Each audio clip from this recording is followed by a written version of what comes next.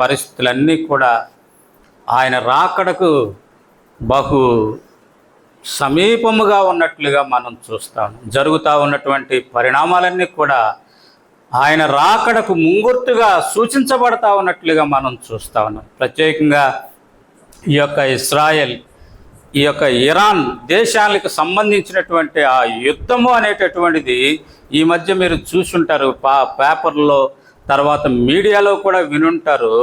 ఈ ఆగస్టు నెల 12వ తారీఖున ఇరాన్ ఇజ్రాయెల్ పైన దాడి చేయబోతా ఉంది, ఇజ్రాయెల్ని నాశనము చేయబోతా ఉంది అనేటటువంటి వార్తలు మీరు చూసుంటారు. ఇజ్రాయెల్ ప్రధాని అయినటువంటి బెంజమిన్ నెతన్యాహు పారిపోయి ఆ యొక్క భూగృహాల్లో దాక్కున్నాడు అనేటటువంటి హెడ్లైన్స్తో ఆ వార్తలు ప్రచురించినట్లుగా మనం చూస్తాం. ఇజ్రాయెలారా పారిపోండి అని ఈ యొక్క వార్తాపత్రికల్లో, ఆ యొక్క మీడియాలో కథనాలు వచ్చినట్లుగా మనం చూస్తాం. కారణం ఏంటిది అంటే ఆ యొక్క 12వ తారీఖు అంటే ఇజ్రాయేల్ యొక్క 9వ నెల 9వ తారీఖు వారికి ఉపవాస దినం. ఇజ్రాయేలీలు ఉపవాస దినం, దేశమంతా ఆచరించేటటువంటి ఉపవాస దినం. దుఃఖముతో వారు ఉపవాసాన్ని ఆచరించేటటువంటి, దుఃఖించేటటువంటి దినం. కారణం ఏంటిది అంటే ఆ యొక్క సొలొమోను కట్టించినటువంటి మొదటి దేవాలయము పడవేయబడినటువంటి దినం అది. ఆ యొక్క 9వ నెల 9వ తారీఖు. రెండవ దేవాలయం కూడా అదే నెల అదే తారీఖున పడవేయబడింది. రెండవ దేవాలయం కూడా 9వ నెల 9వ తారీఖున పడవేయబడింది. ఆ కారణం చేత ఇశ్రాయేల్ అందరూ కూడా ఉపవాసం ఉండి దుఃఖించేటటువంటి దినం.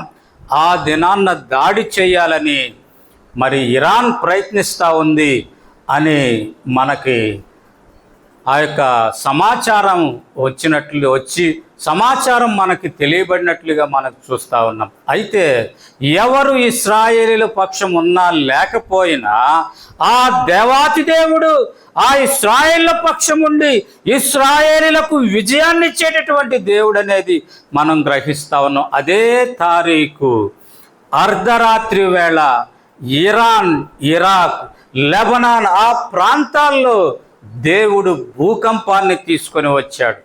రెక్టర్ స్కేల్ మీద 5.5% ఆ యొక్క భూమి కంపించినట్లుగా మనము తిరిగి వార్తాపత్రికల్లో చూసాం. కారణం ఏంటిదంటే దేవుడు ఇశ్రాయేల్ని కాపాడేవాడు, దేవుడు ఇశ్రాయేల్ పక్షంగా ఉండేటటువంటి వాడు. ఇశ్రాయేలీలు నా జ్యేష్ఠపుత్రులు అని ప్రకటించినటువంటి దేవుడు. కనుకనే ఎవరు వారి పక్షానున్నా లేకపోయినా ఇశ్రాయేలులను కాపాడేవాడు కొనుకడు నిద్రపోడు అన్నటువంటి రీతిగా ఆ చుట్టుపక్కల ప్రాంతాలన్నింటిలో కూడా అర్ధరాత్రి వేళ రెక్టర్ స్కేల్ మీద 5.5% భూమి కంపించినట్లుగా రికార్డ్ అయ్యింది. భూమి కంపించినట్లుగా రికార్డ్. ఈరోజు వరకు కూడా ఇజ్రాయెల్ మీద దాడి చేయటానికి ఇరాన్ వెనకడుగు వేస్తుంది. ఏదో 4-5 రాకెట్ ఆ యొక్క మిసైల్స్ పంపిస్తూ ఉందే కానీ సంపూర్ణంగా అది దాడి చేయలేనటువంటి నిస్సహాయ స్థితిలో అది ఉన్నట్లుగా మనం చూస్తాం.